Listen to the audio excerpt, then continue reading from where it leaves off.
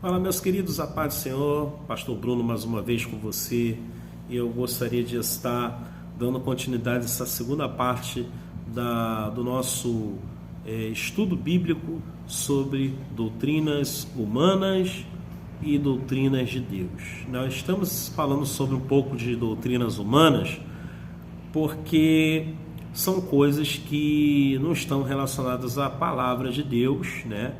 E deixamos para fecharmos com chave de ouro as doutrinas bíblicas, as doutrinas da palavra de Deus.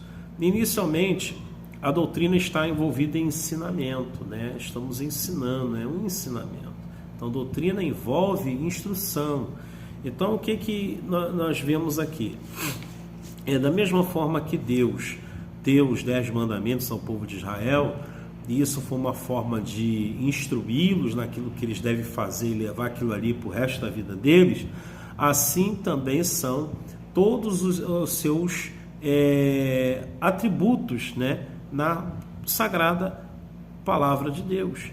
Nós vemos aqui que os atributos são inegociáveis, esses atributos de Deus, né? Nós vemos aí que Deus, ele não negocia aquilo que ele decretou, né? É como o decreto de um rei, né? Ele é irrevogável.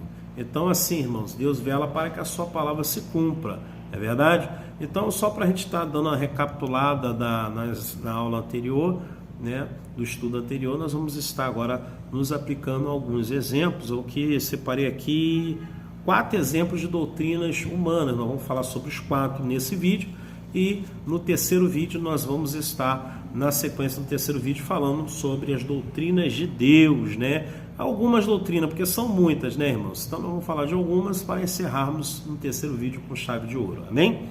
Eu gostaria de estar falando sobre alguns lugares, alguns segmentos, algumas igrejas dizem que não é mais obrigado a dar oferta.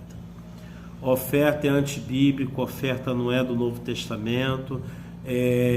Dizem que depois que Jesus morreu na cruz, Jesus aboliu tudo na cruz, até a lei foi abolida por Jesus na cruz. Eu quero dizer aqui que nós temos que ter um certo cuidado, né, de como está vindo a instrução, de como está vindo o ensinamento para as nossas vidas. Por que nós temos que ter esse cuidado? Porque Satanás, ele sempre trabalhou, né, e continua trabalhando para derrubar a igreja. Satanás não está preocupado com quem está do lado de fora da igreja. Satanás não está preocupado com quem não está na comunhão. Satanás não está preocupado com quem não dá dízimo, com quem não dá oferta. Satanás não está preocupado, irmãos, com essas coisas. Satanás, ele está preocupado com quem realmente está na doutrina.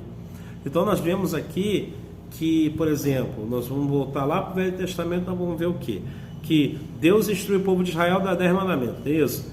Então, deu 10 mandamentos, através de Moisés, Deus dá os 10 mandamentos para Moisés, Moisés leva ao povo, e o povo tem que ficar e estar sempre fazendo essa leitura e relembrando o povo do seu compromisso com Deus, assim como Deus teve compromisso com cada um deles, de tirar eles da escravidão, levar eles para a terra prometida.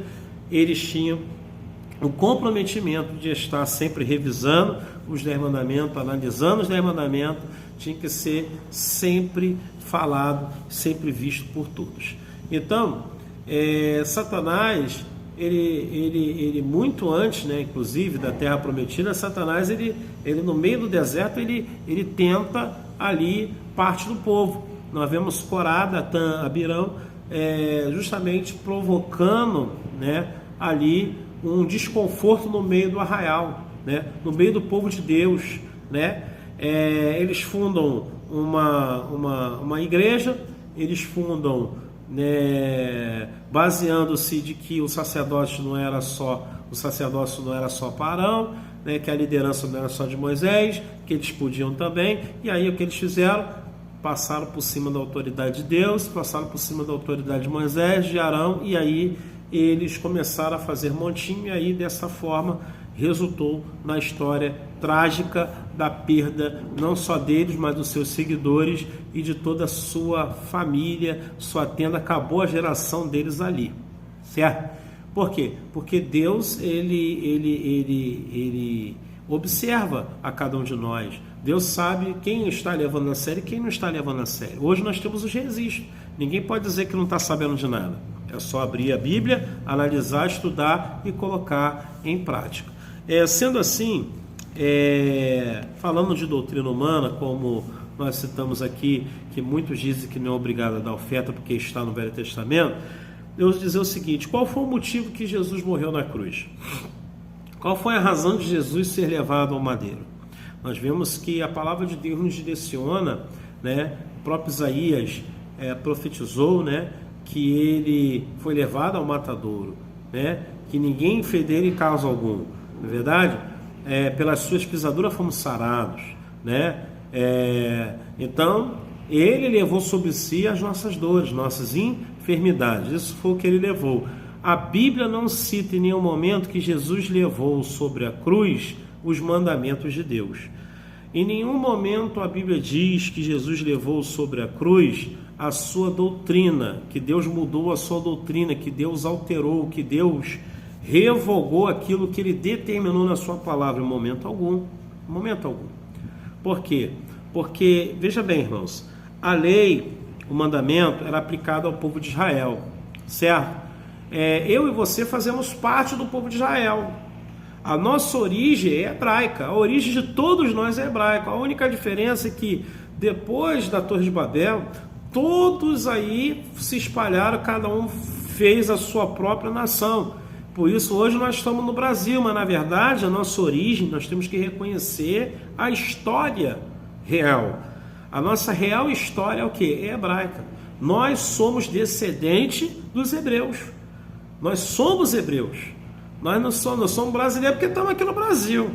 Mas a nossa descendência real é lá dos hebreus. Você está entendendo, irmãos? Então nós temos que ter um certo cuidado para nós não acharmos que somos independentes, não temos nada a ver com Israel. Temos muito pelo contrário, temos sim. Temos muita responsabilidade, temos obrigação sim, e pertencemos a Israel e somos de Israel, irmãos. Temos que reconhecer isso. A história nos direciona para isso, entende? Então, eu quero aqui dizer para os irmãos o quê? Muitos falam que foi revogado, vem um Novo Testamento, vem um novo... Tudo que é Novo Testamento, novo nascimento, o povo já diz que Jesus mudou, foi tudo. Que não precisa mais dar oferta, não precisa dar mais dízimo, não precisa mais estar em comunhão, não precisa mais estar em igreja. Então eu separei aqui esses 4 temas que são doutrinas humanas, tá? Então vamos lá. Primeira prova de que Jesus não rejeitou a oferta, de que Jesus disse que não era para dar oferta. Ele não disse que era para dar oferta. Muito pelo contrário, Jesus aprovou a oferta. Então, se eu vejo que Jesus aprova algo, quem sou eu para dizer que não é para ser dado, não foi aprovado? Vamos ler Marcos, capítulo de número 12, versículo 41. Marcos 12, né? Aquela história da viúva, lembra? Da viúva pobre? Então, nós vamos ler lá Marcos, segundo livro, né, do Novo Testamento ali, Marcos 12, versículos de número 41 e 43. Vamos lá.